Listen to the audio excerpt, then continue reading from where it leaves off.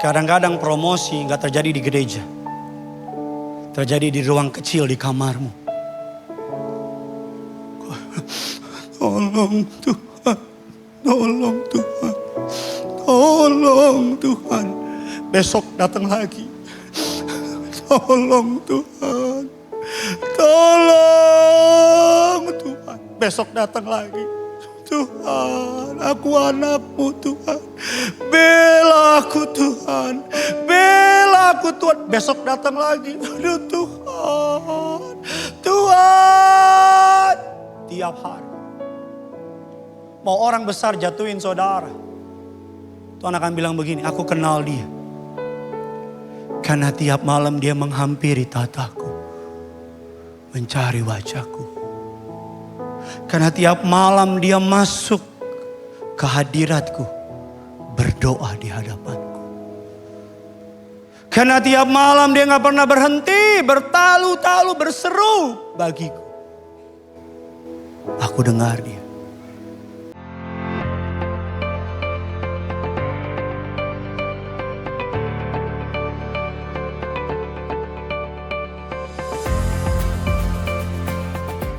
Hati kami limpah dengan ucapan syukur di tengah badai, di tengah musim yang tidak baik-baik saja. Kami punya Tuhan yang tetap baik. Kami punya Tuhan yang tetap memelihara, membela, menolong kami. Kami tenang karena Tuhan beserta kami. Kami tenang karena Tuhan membela kami. Kalau dulu Tuhan bela, hari ini dia pasti bela. Kalau dulu Tuhan buka jalan, hari ini dia tetap buka jalan. Tuhan tidak pernah berubah dulu, sekarang, sampai selama-lamanya. Thank you for your presence of God. Terima kasih untuk hadirat-Mu. Terima kasih untuk kemurahan-Mu. Terima kasih boleh melawat kami melalui para tim worship leader di tempat ini. Melalui para pengerja. Terima kasih berkenan memberkati gereja ini Tuhan. Bahkan terima kasih Engkau boleh menempatkan hamba di mimbar yang kudus ini. Untuk boleh menceritakan isi hati Tuhan, menyampaikan rencana Tuhan dalam hidup kami. Hamba terbatas, kiranya Engkau memakai hamba-Mu dengan kuasa Roh Kudus yang tanpa batas. Agar kata kalimat yang keluar menusuk ke dalam hati umat-Mu, memberkati mereka. Agar pulang dari tempat ini mereka yang datang dengan air mata pulang bawa senyuman dari surga. Mereka yang datang dengan beban, mereka pulang bawa kelegaan dari surga. Mereka pulang mengetahui bahwa sekalipun keadaan belum berubah, tetapi Tuhan sudah tolong kami. Allah Roh Kudus, Engkau disambut di tengah-tengah kami. Berbicaralah atas setiap kami. Di dalam nama Tuhan kami Yesus Kristus, setiap kita, Kerinduanku Church cabang Kelapa Gading yang siap diberkati firman Tuhan, sama-sama dengan iman kita boleh katakan amin. Kita berikan kemuliaan, tepuk tangan yang dahsyat. Silakan duduk kembali saudara. Terpujilah nama Tuhan yang telah mengumpulkan saudara dan saya. Dan hari ini kita akan belajar Bapak Ibu, saya beri judul Living Prayer, doa adalah senjata terbaik kita. Sama-sama bilang sama saya, doa adalah senjata terbaik kita. Yuk kita baca kompak, semangat 3, 2, ya. Doa adalah senjata terbaik kita. Banyak berdoa, banyak mukjizat. Sedikit berdoa, sedikit mukjizat. Pengen kuat dalam hidup ini, kuatlah dalam doa. Pengen hebat dalam hidup ini, hebatlah dalam doa. Mari sama-sama kita akan belajar kebenaran firman Tuhan. Mari kita lihat kebenaran firman Allah, Daniel 10 ayat 9 dan ke-13. Kitab Daniel 10 ayat 9 dan ke-13. Hari ini saudara akan mendapat pengajaran mengenai lebih dalam lagi mengapa doa kita tidak dijawab oleh Tuhan. Daniel 9 ayatnya, Daniel ke-10 ayat 9 sampai dengan ke-13. Yuk saya baca ayat 9, saudara baca ayat 10, demikian seterusnya. Lalu kedengar suara ucapan, dan ketika aku mendengar suara ucapannya itu, jatuh pingsanlah aku, terkelungkup dengan mukaku ke tanah. 10 silakan. Ayat yang ke-10, Daniel 10 ayat yang ke-10, ayat yang ke-10. Bos yang megang slide, mau gue salipin. Yuk, Daniel 10 ayat yang ke-10 kita baca 3, 2 ya, tetapi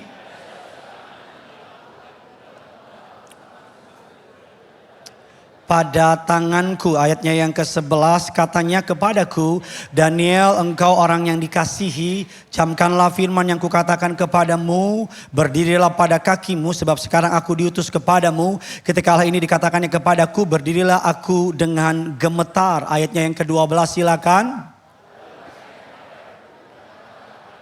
Sebab telah didengarkan perkataanmu sejak engkau berniat untuk merendahkan dirimu di mana? Dan aku datang oleh karena apa? Ayatnya yang ke-13 kita baca ya sama-sama dengan semangat 45. 3, 2, ya pemimpin 21 hari lamanya menentang aku, tetapi kemudian Mikael salah seorang dari pemimpin terkemuka apa? Datang menolong aku dan aku meninggalkan dia di sana berhadapan dengan siapa? Saudara, kita sering mendengar kisah mengenai Daniel mengenai gua singa. Kita sering mendengar mengenai Daniel mengartikan mimpi Raja Nebukadnezar. Kita sering mendengar kisah teman-temannya Daniel, Sadrak, Mesak, dan Abednego. Tapi kita mungkin suka lupa atau kita nggak pernah mendengar bahwa di dalam Alkitab Daniel pernah berdoa. Saya suka di ayat yang ke-12 dikatakan from the day one. Di hari pertama Tuhan sudah jawab doanya. Sama-sama bilang sama saya, ketika saya berdoa Tuhan sudah jawab.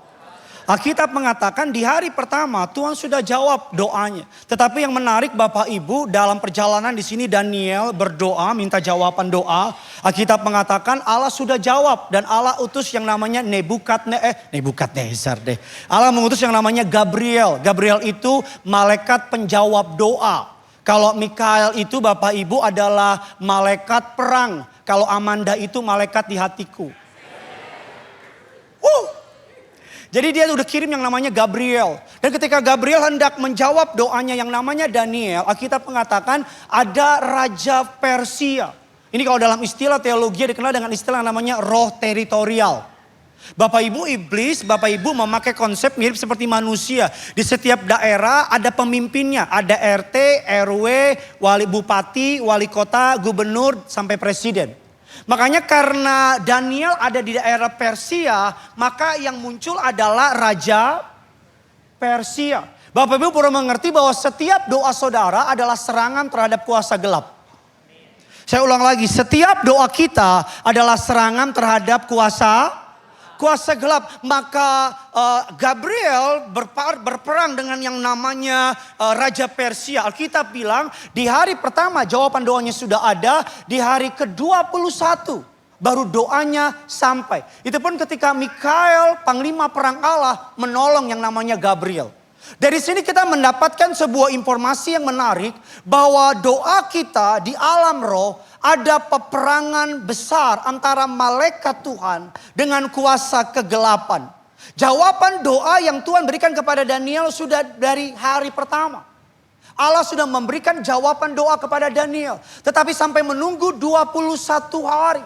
Bisa jadi jawaban doa saudara Tuhan sudah kasih. Tetapi ada kuasa gelap yang sedang menghalangi doa saudara. Bisa jadi jawaban yang saudara sedang minta Tuhan sudah kasih. Dari sisi surga udah done, udah selesai. Tuhan sudah bilang aku granted, aku jawab, aku kasih kemenangan kepada orang itu. Tetapi 21 hari kemudian baru terjadi jawaban. That's why hari ini kita akan belajar Bapak Ibu. Bahwa yang kita musuhi itu bukan suamimu Bu. Yang kita musuhi itu bukan istrimu Pak. Tapi yang kita musuhi adalah roh yang mengendalikan suamimu. Yang kamu musuhi itu bukan bosmu yang nekan kamu. Tapi yang kamu musuhi itu adalah roh yang mengendalikan bosmu.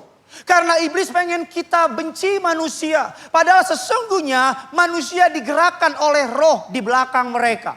Biar saudara bisa ngerti ini dulu. Ini saya nggak marah-marah, saya ngomong dengan nada C. Soft spoken, lemah lembut dan tidak marah. Tapi saya pengen saudara mengerti kebenaran ini. Bahwa kamu tuh jangan benci sama suamimu. Tetapi roh di belakang suamimu yang berperan. Kamu jangan benci sama istrimu. Tetapi roh di belakang istrimu yang berperan. Kamu jangan marah sama anakmu. Tetapi roh di belakang anakmu yang berperan. Saya nggak marah sama jemaat yang diam. Tapi marah kepada roh yang bikin jemaat diam.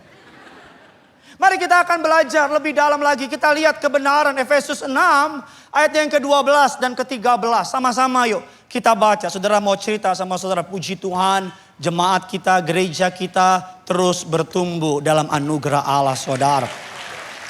God is good, to God be the glory. Efesus 6, 12, 13. Kita baca sama-sama. 3, 2, ya. Karena tetapi melawan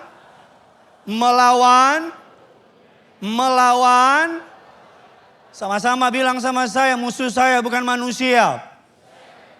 Sama-sama bilang sama saya, roh di belakang manusia itu. Kalau bosmu suka neken kamu, jangan benci bosmu. Benci roh yang kendaliin bosmu. Kalau suamimu jatuh terus dalam dosa, jangan benci suamimu. Ya boleh dikit deh. Tapi benci roh yang kendaliin suamimu. Sama-sama bilang sama saya berada dalam medan perang. Nah ini beneran, kita berada di medan perang. Secara kasat mata kelihatannya everything's good, peace, damai. Tapi di medan perang setiap hari iblis mengadakan rapat kerja.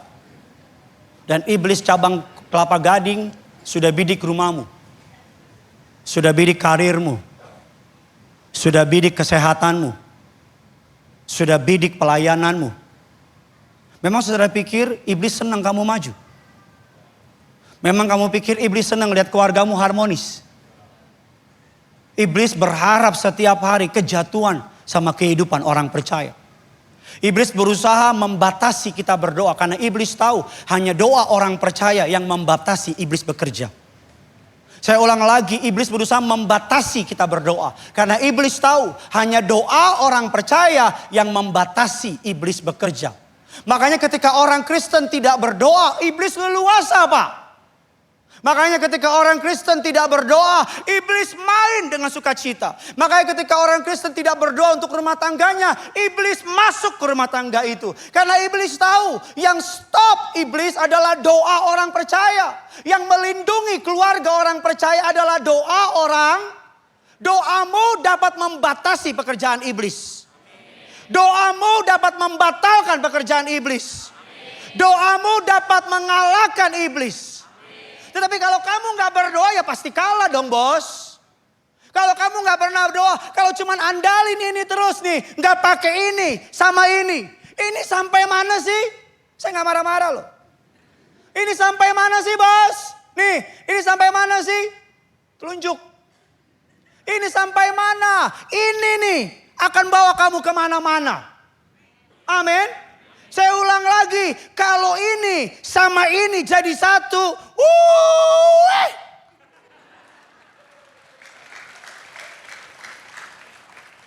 mirip Om Gilbert. Iya gak? Kalau ini sama ini satu, kalau ini sama ini jadi satu, lu kurang tulus. Mari kita akan belajar, ada 3 kebenaran yang saya bagikan sama saudara. Colek kiri kanan saudara, katakan ini keren banget, bilang saudara. Palsu kerenmu saudara. Mari kita akan belajar, ada 3 kebenaran yang ingin saya bagikan sama saudara. Yang pertama, bagaimana kita memiliki doa adalah senjata terbaik orang percaya. Yang pertama adalah pray with awareness. Berdoa dengan sebuah kesadaran. Kesadaran apa? Bahwa kita in the middle of war. Kita di tengah-tengah peperangan Bapak Ibu. Setiap hari iblis mengasah senjata. Setiap hari iblis memakai orang buat jatuhin kamu. Setiap kali, kenapa kita perlu berdoa setiap saat? Karena masalah bisa datang tiba-tiba. Alkitab katakan sekonyong-konyong angin topan melanda mereka. Kamu yang hari ini berpikir gak ada masalah. Iblis bilang tunggu tanggal mainnya. Ya, setiap hari iblis ngintip kita Pak. Dia ngintip kita Pak. Dia sekarang lagi di luar Pak. Ada beberapa yang di dalam sih. Yang lagi khotbah lihat HP itu ada iblisnya itu. Jangan kau sembunyikan HP-mu lontong. Langsung ini. Iya, iblis ngintip kita Pak. Iblis bilang jangan diganggu. Gideon lagi teriak-teriak. Nanti Gideon udah gak teriak. Iya. Berdoa dengan penuh kesadaran bahwa kita di medan peperangan. Bapak Ibu, kalau kita tahu ada satu kuasa yang pengen kita jatuh, maka kita akan waspada. Alkitab mengatakan iblis seperti seekor singa mengaum-ngaum mencari mangsa yang dapat ditelannya. Saya suka terjemahan Indonesia bilang gini, mencari mangsa yang dapat ditelannya. Artinya apa? Ada yang dapat ditelan, ada yang tidak dapat ditelan adalah mereka yang berjaga-jaga. Ya tapi cocok lah. Yang berdoa dan berjaga. Mari kita buka Efesus 6 ayat yang ke-18. Kita baca sama-sama. 3, 2, ya. Dalam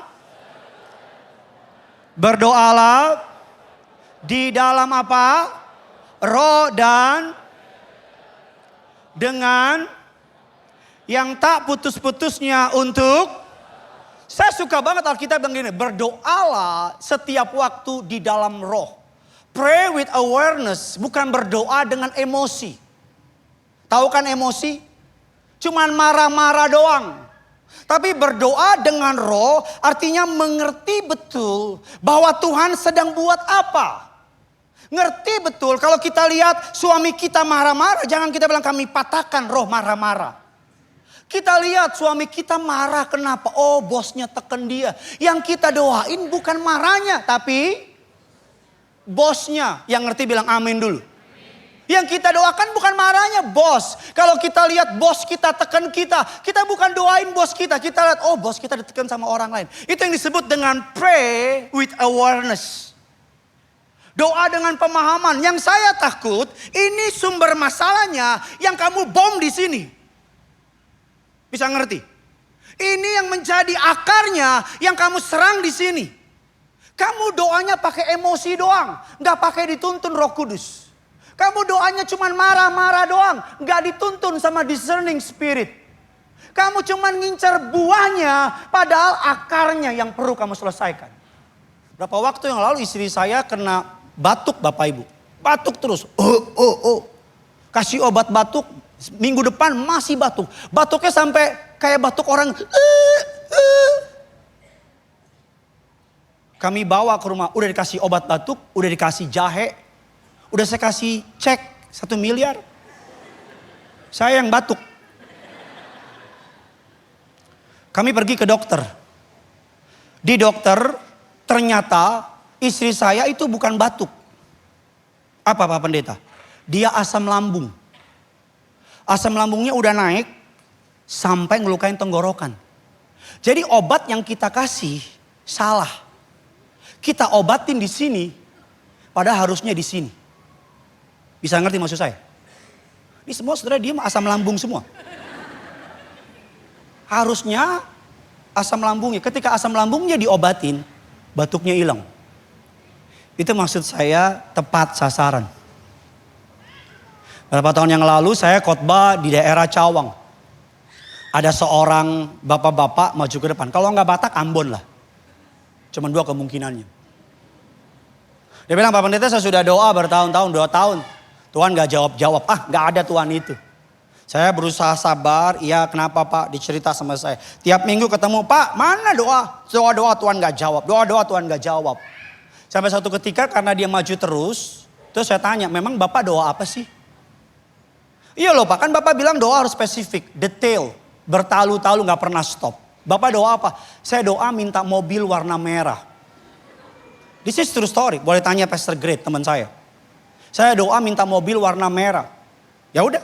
Tuhan gak jawab tuh Pak. Gak dikasih-kasih tuh mobil. Tiap minggu ngomong itu. Sampai suatu hari saya tanya. Pak. Ini pertanyaan basa-basi. Bapak rumahnya di mana sih? Dia bilang oh saya di Cawang bawah. Saya tanya ini. Iya itu daerah yang selam. Ya anakku. Daerah yang selam yang banjir. Oh, terus saya tanya lagi, rumah Bapak mobil bisa lewat? Boro-boro mobil Pak Pendeta, motor aja enggak. Saya mulai ngerti nih, siapa yang rada-rada on di sini. Saya tanya lagi, Pak rumahnya rumah sendiri apa kontrak? Boro-boro sendiri Pak, udah 6 bulan belum bayar. Saya tanya lagi terakhir, Pak Bapak bisa nyetir? Enggak bisa lah Pak. Saya mau tanya, kalau Tuhan kasih dia mobil warna merah, mau taruh di mana tuh mobil? Saya mau tanya, harusnya orang ini doa minta apa? Otak.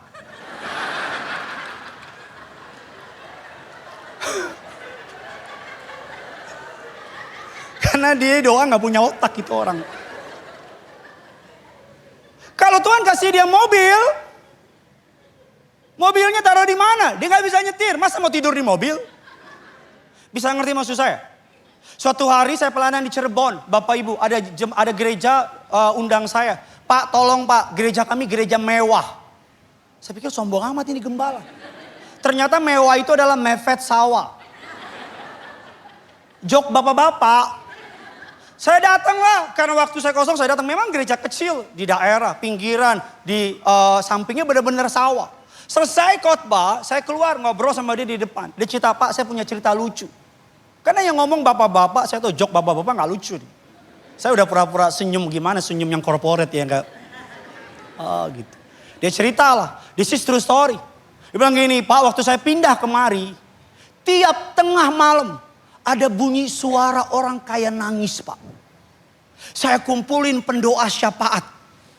Kami tengking roh-roh nangis, roh-roh bunuh diri, roh-roh sedih kami tengking. Saya bilang berapa lama Pak? 3 minggu kami tengking. Tapi itu tiap malam itu suara selalu ada. Terus gimana ceritanya berikutnya? Hampir sebulan saya keluar ketemulah sama orang warga sekitar. Warganya lewat, warganya bilang, Pak udah lama di sini. Cerita, warganya bilang, Bapak pernah dengar nggak? Tiap malam suka ada suara. Pendeta bilang, iya saya dengar. Itu suara apa sih? Ada orang pernah bunuh diri ya? Warganya bilang, enggak. Dekat situ ada tukang rumah jagal sapi. Jadi sapi itu tiap malam kalau mau dijegal nangis. Bisa kebayang gak tiap malam dia bilang kami patahkan roh-roh bunuh diri. Kami hancurkan. Itu Tuhan lihat di atas. Tuhan bilang Oon. Apa yang mau lo patahin Oon? Ada gereja lantai 3. Di lantai 2-nya dibangun tempat spa. Pendoa syafaat doanya semangat. Kami patahkan lantai 2. Pendeta bilang kalau lantai 2 patah, lantai 3 rubuh. Halo? Saudara bisa nangkap maksud saya? Pray with awareness. Doa dengan sebuah kesadaran. Bukan sekedar mulut ini buka doang, bukan. Bukan sekedar moncongmu ngomong doang, bukan. Kamu perlu berdoa dengan sebuah kesadaran. Kesadaran yang pertama adalah kesadaran God awareness. Sadar Tuhan lagi buat apa. Jangan ketinggalan sama agendanya Tuhan. Amin. Dikit lagi mau tahun baru. Tanya Tuhan. Tuhan mau buat apa sama kamu? Tuhan mau bikin apa sama kamu? Sadar God awareness. Yang kedua Bapak Ibu. Kita perlu sadar self awareness. Ketika kita doa minta sesuatu. Roh Kudus ingetin. Tuhan berkati kalau aku kaya. Namamu dipermuliakan. Roh Kudus bilang bukan namaku, nama kamu kan. Tuhan tinggikan, kalau aku kaya namamu ditinggikan. Tuhan bilang no, dari dulu namaku udah tinggi, kamu mau tinggi kan. Self awareness, sadar gitu. Ada yang salah enggak? Yang ketiga, Bapak Ibu dikatakan adalah situational awareness, membaca musim hidup. Kita tahu nih, kita kan anak Tuhan, kita baca musim hidup. Tuhan lagi buat apa ya? Tuhan lagi bikin apa ya? Biar doamu tuh gak main asal doa aja. Di mana-mana saudara kalau orang mau perang, orang kirim intelijen ke negara musuhnya, betul tidak? Intelijen dikirim atau kalau orang mau gerebek saudara, tiba-tiba depan saudara udah ada tukang bakso aja. Tapi polisi yang nyamar misalnya. Dan seterusnya. Intelijen akan memberikan informasi detail agar ketika saudara mau attack, saudara attacknya tepat. Roh Kudus adalah intelijen yang Tuhan berikan kepada kita.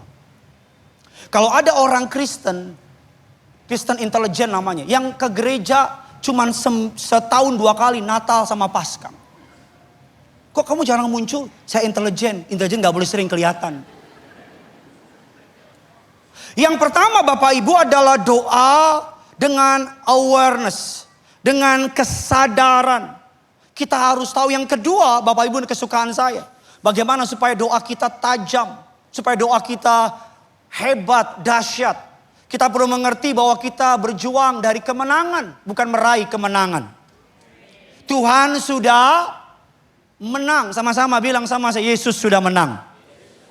Tetapi maksud Yesus sudah menang sama seperti bangsa kita sudah merdeka. Kita suka dengar pembina upacara bilang mengisi kemerdekaan. Yang kedua, bagaimana kita bisa memiliki doa sebagai senjata terbaik kita. Yang kedua adalah fasting. Intensifies the power. Bahwa puasa menajamkan doa itu. Puasa menguatkan doa itu. Hampir semua agama di muka bumi ngajarin soal puasa. Muslim, Buddha, Hindu, Yahudi ngajarin soal puasa. Hampir semua dokter sepakat puasa itu baik buat badan. Betul tidak? Puasa. Bahkan Yesus pun juga berkata puasa. Puasa di dalam Alkitab Bapak Ibu gak makan untuk alasan spiritual. Bukan gak makan supaya diet, itu bukan puasa. Makanya disebut dengan istilah doa puasa. Kalau cuman puasa gak doa itu namanya nahan lapar. Doa puasa. Early church, gereja mula-mula itu mereka puasa seminggu 2 kali. Rabu dan Jumat.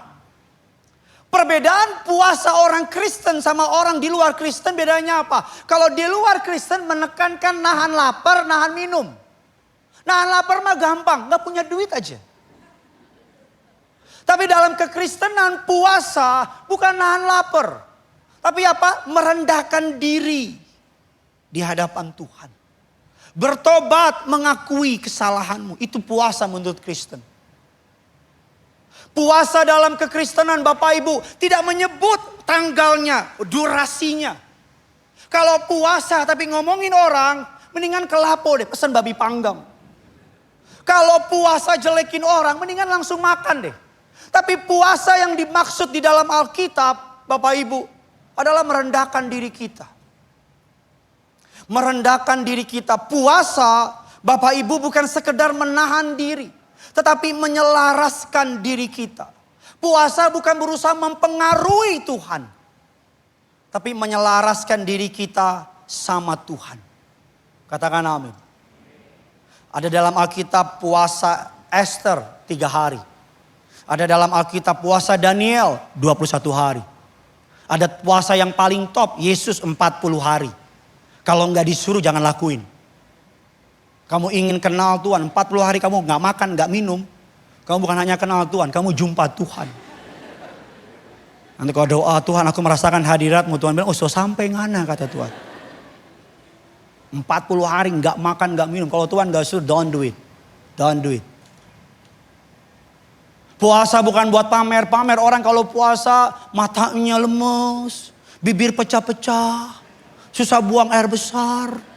Atau lagi puasa nih. Alkitab bilang upahnya udah dapet. Betul tidak? Tapi Alkitab mengatakan, Bapak Ibu, puasa bukan how to get more from God. Tapi how to give more of ourselves to God. Puasa bukan minta lebih sama Tuhan. Tapi memberikan diri kita lebih kepada Tuhan. Saudara mau tahu gak kenapa Yesus sebelum memulai pelayanan 40 hari dia puasa? Saudara mau tahu gak kenapa? Kenapa Yesus sebelum dia memulai pelayanannya yang dahsyat itu, dia 40 hari puasa? Karena Yesus tahu bahwa seseorang yang tidak bisa mengendalikan dirinya, tidak mungkin mengendalikan panggilannya. Saya ulang lagi, kenapa Yesus 40 hari puasa sebelum memulai pelayanannya? Karena Yesus tahu, seseorang yang tidak bisa mengendalikan dirinya, tidak mungkin mengendalikan panggilannya. Never, gak mungkin. John Piper mengatakan demikian. If you cannot say no to your stomach, you will struggle to say no to your sin.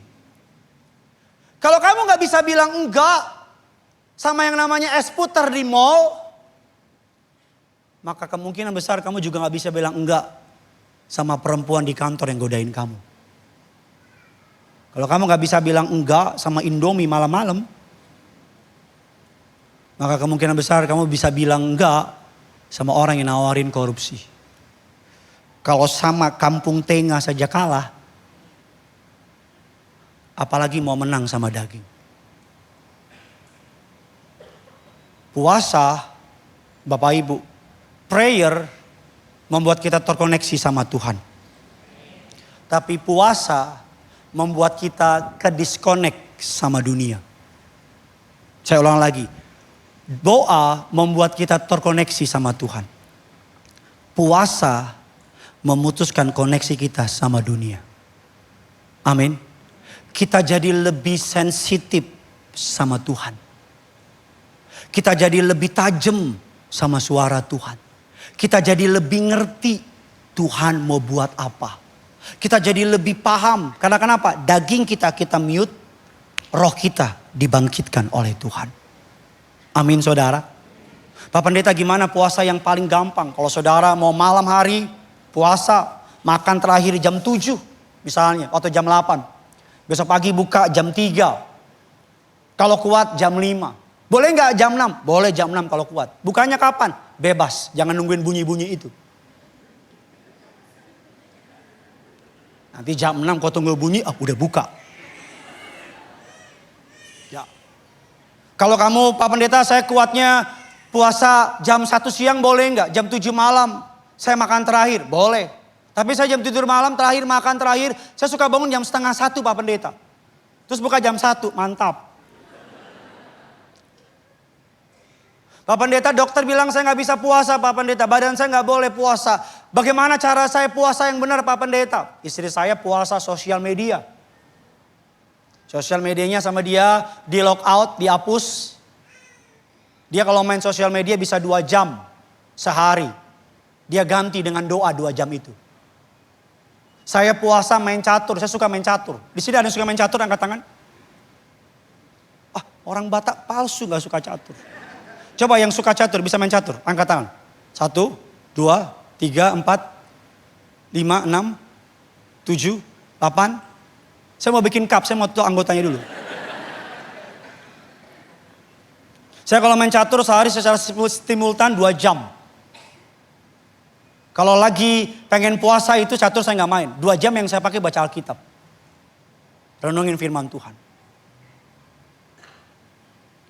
Bapak Ibu, di dalam istilah bahwa kedokteran demam itu bukan penyakit.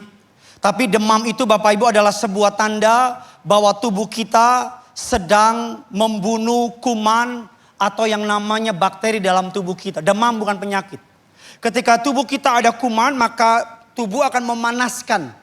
Sehingga demam atau kuman, virus di dalam mati, betul tidak? Ya kan saudara? Nah di dalam konsep Alkitab, puasa itu menaikkan suhu panas badan kita. Suhu iman kita.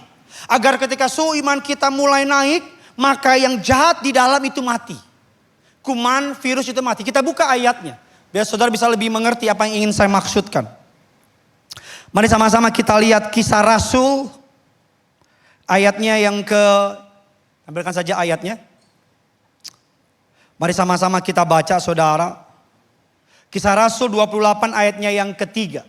28 ayatnya yang ketiga. Sama-sama kita baca. 3, 2, 1, iya.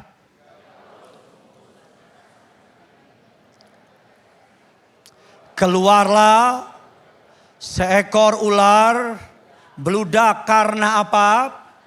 Panasnya api itu. Lalu apa? Setiap kali Alkitab menyebut ular beludak, Alkitab sedang merefer kepada iblis. Ketika Yesus ketemu sama orang Farisi, Yesus bilang, "Hai keturunan ular beludak." Ketika Yohanes Pembaptis melihat orang Farisi daftar antri buat baptis, Yohanes Pembaptis bilang, "Hai orang keturunan ular beludak." Paulus sedang di sebuah kota, di sebuah pulau. Dia menaruh ranting, membakar api. Api gambaran pemurnian. Ketika api itu menyala, seekor ular beludak keluar karena panasnya api itu. Puasa dalam merendahkan diri, puasa disertai dengan doa, puasa yang benar, puasa sambil bertobat, puasa sambil mencari wajah Tuhan, puasa sambil bilang Tuhan aku bersalah, puasa sambil hancur hati sama Tuhan akan menaikkan suhu iman kita. Sehingga yang kotor, sehingga yang najis, sehingga yang jorok, sehingga yang tidak benar akan mati. Ular-ular beludak dalam hidup kita akan keluar ketika kita mulai puasa. Ketika kita mulai merendahkan diri dengan berpuasa dan berdoa, ular-ular bludak itu akan keluar. Yang najis akan keluar. Bukan saja secara fisik badan kita detox, tapi roh kita juga detox. Puasa akan menjernihkan jiwamu. Kamu akan lihat kristal clear. Nanti pergantian tahun kalau boleh hari-hari pertama ambil waktu buat puasa. Saya tahu puasa di awal-awal hari tahun itu nggak mudah. Karena makanan enak biasanya kumpul semua di situ. Puasa. Saya tulis dalam slide saya. Prayer connects you to God. Fasting disconnect you to the world. Doa membuat kamu terkoneksi sama Tuhan. Puasa memutuskan koneksimu sama dunia.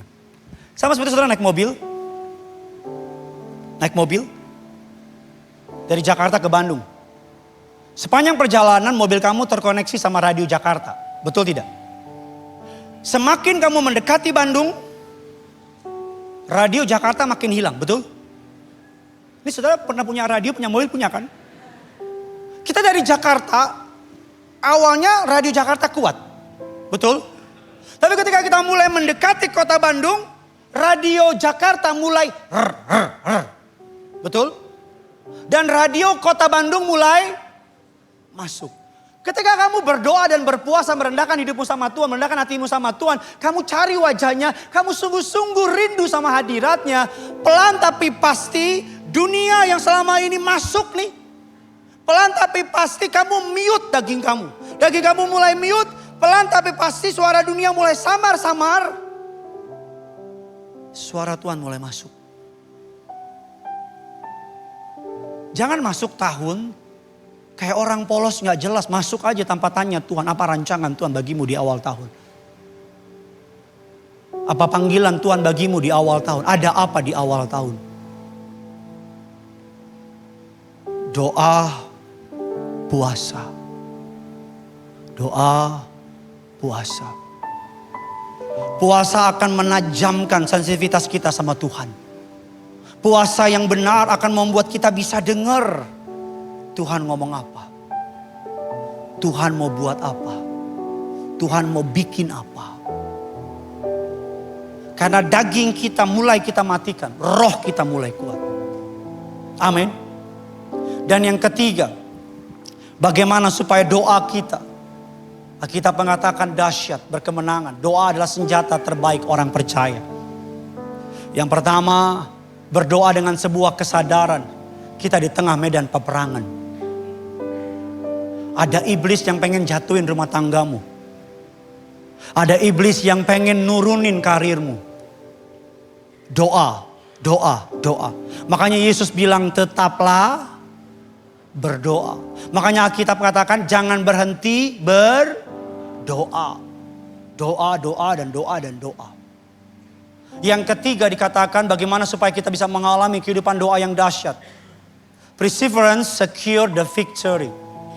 Ketekunan menjamin kemenangan. Apa maksudnya Pak Pendeta? Efesus 6 ayat yang ke-18. Dalam segala doa dan permohonan berdoalah setiap waktu di dalam roh. Berjaga-jagalah dalam doamu itu dengan permohonan yang apa? Yang apa? Tak putusnya. Doa yang konsisten menentukan hasil akhir. Daniel tidak tahu ada apa. Hari pertama Daniel berdoa, gak ada apa-apa, tanda apa-apa. Daniel berdoa hari kedua. Hari kedua Tuhan belum jawab, Daniel doa hari ketiga. Hari ketiga Tuhan belum jawab, Daniel doa di hari keempat. Daniel gak tahu from the day one Allah sudah jawab. Daniel gak tahu ada iblis pengen stop doa Daniel. Tetapi Daniel melakukan bagiannya. Kita gak perlu tahu orang mau buat apa sama kita. Kita gak perlu tahu orang ngomongin apa sama kita. Kita gak perlu tahu orang rancangin apa kita. Kalau kamu selalu berdoa terkoneksi sama Tuhan. Orang boleh buat apa sama kita. Tuhan sanggup lindungin kita. Tuhan sanggup bela kita. Tuhan sanggup angkat kita. Bisa lebih dahsyat dari ini tepuk tangannya. Kamu gak perlu tahu orang mau buat apa. Kamu gak perlu tahu orang mau bikin apa. Kamu cuma perlu berlutut dan meminta perlindungan dari Bapa di surga. Amin. Di hari ke-21 Daniel baru tahu. Bapak Ibu, kadang-kadang doa bukan soal volume. Kadang-kadang doa bukan soal durasi. Kadang-kadang doa adalah sebuah resistensi. Ketekunan. Nggak dijawab hari ini, saya doa besok. Nggak dijawab besok, saya tetap doa besok. Nggak dijawab bulan ini, bulan depan aku akan tetap doa.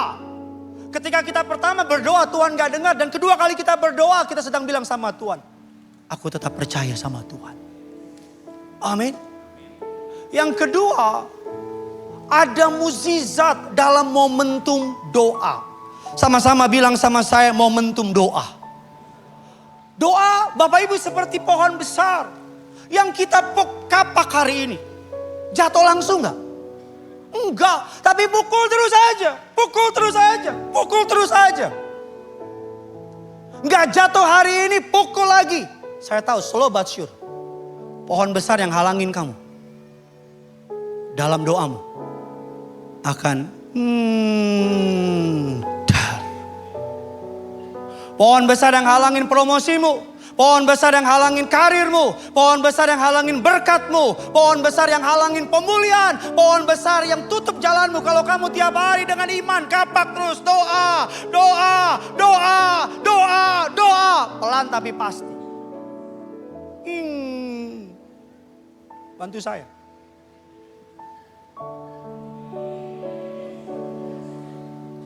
Doa kayak naik sepeda. Kayu terus. Istirahat boleh, tapi jangan stop. Saya ulang lagi. Istirahat boleh, capek Tuhan. Ya duduk sebentar ya. Terus doa lagi.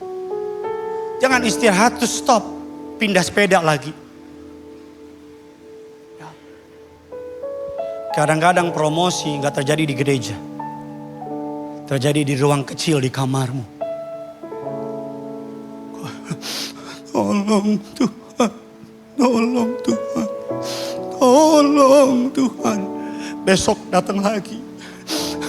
Tolong Tuhan. Tolong Tuhan. Besok datang lagi. Tuhan, aku anakmu Tuhan. Bela aku Tuhan. Bela aku Tuhan. Besok datang lagi. Aduh Tuhan. Tuhan.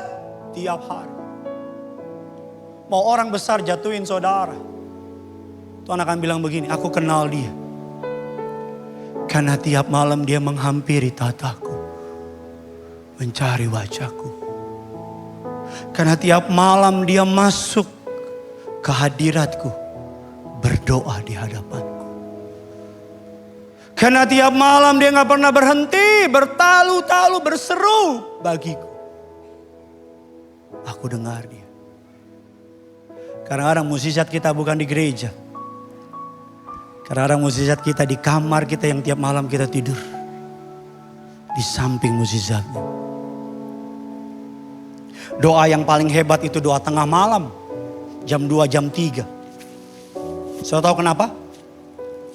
Gak ada saingan. Musuhmu lagi. Kamu. Sujud di altarnya ku bawa hidupku. Tuhan nonton di surga. Ku terima anugerahnya. Musuhmu lagi gini. Malam-malam Tuhan bilang gini sama malaikat. Kat! Maksudnya malaikat. Malaikat bilang, siap. Tuh yang tiap malam nangis-nangis sebut namaku. Tuh yang tiap malam berlutut di marketplace di kamar pribadinya. Cari aku. Berkati. Mereka tanya, berapa banyak bos? Ada berapa di surga? Banyak bos. Kosongin. Kasih dia. Lu jangan tepuk tangan doang lu. Lu gak pernah doa. Saya atas anugerah Allah 6 bulan puasa saya. 6 bulan Pak Bu. 6 bulan. Saudara pernah lihat saya kurus kan? 6 bulan. Tiap malam nangis. tiap malam. Doa. Kadang-kadang di tempat tersembunyi kita akan melihat ada kemenangan dari Tuhan. Doa bukan hanya berkomunikasi dengan Allah, tapi doa adalah koordinasi sama surga. Keren banget bahasanya. Kita sedang atur sama Tuhan. Amin. Dari tempat tersembunyimu, kau akan melihat ada kemenangan yang Tuhan Yesus berikan. 2 langkah praktis dalam doa. Yang pertama, berdoa sekalipun saudara merasa lagi gak mau doa. Sekalipun you don't feel it. Sekalipun lagi gak enak. Aduh lagi gak enak nih. Lagi bad mood nih. Lagi capek nih. Lagi sedih nih. Doa. Justru biasanya doa yang lagi gak enak itu paling enak. Betul tidak? Justru lagi pahit. Gue lagi kecewa. Gue gak bisa doa. Doa. Justru di situ kamu akan melihat Tuhan hebat datang sama saudara. Yang kedua, berdoa ketika damai itu datang. Berarti Tuhan sedang bekerja sama saudara. Doa. Siapa yang sedang menantikan jawaban doa? Gak usah malu-malu, angkat tanganmu tinggi-tinggi. Kayukan terus kapakmu. Amin. Terus. Kayu terus sepedamu. Satu yang saya tahu. Dalam tempat tersembunyimu kau berdoa. Dalam tempat tersembunyimu kau berdoa. Tuhan akan menjawab. Dari tempat yang tersembunyi. Mukjizat seringkali datang bukan di gereja. Tapi di ruang tersembunyi di rumahmu. Di kamarmu. Di ruang doamu. Doa saya buat jemaat Tuhan di tempat ini. Percaya bahwa Tuhan menyediakan jawaban doa. Public power comes from private prayer. Kuasa di muka umum datang dari doa pribadi kita. Kita tutup Alkitab kita.